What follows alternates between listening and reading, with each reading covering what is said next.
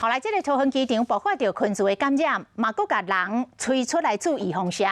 台北市联合病院中校院区早起就出现着注预防射的人潮，有未少会当注第三剂的民众，拢来报道，讲真担心疫情会佫来爆发。另外，甚至佫有民众是来注第一剂，嘛摕到200块的礼券。台北市副市长蔡炳坤讲，刷入来注射的重点是第一线医护人员、甲防疫旅馆的工作人员，拢爱赶紧互因注第三剂。北市联医中校院区会知影到真侪人来遮注疫苗，因为桃园机场逼本土疫情，这个60岁张先生听甲真烦恼，伊本来要注疫苗，即马总算决定来注第一剂。但是还没有说很扩大，所以总是觉得说，哎呀，还是出来打一下吧，免得真的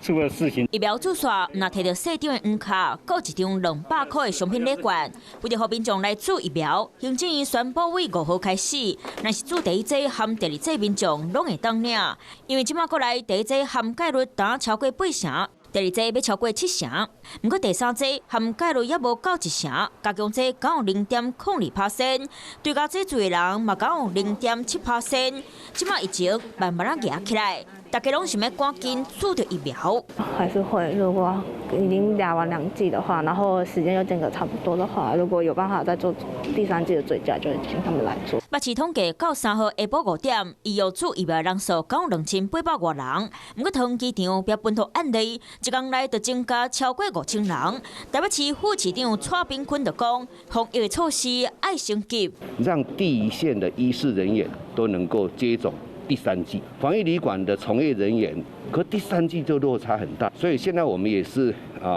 这个努力，那么只要达到，我们就请他们来接种疫苗。我桃园的基本管区皮拢变甲真红，有医师讲，面对 Omicron 上需要烦恼的是，除了无注疫苗，65岁以上是大人，对青少年含囡仔更加爱注意，因为国外经验发现，囡仔开会去倒着 Omicron， 佮可能引起肺炎症候群。所以来面对过年，全台湾拼注射率，嘛希望疫情袂佮拖出去。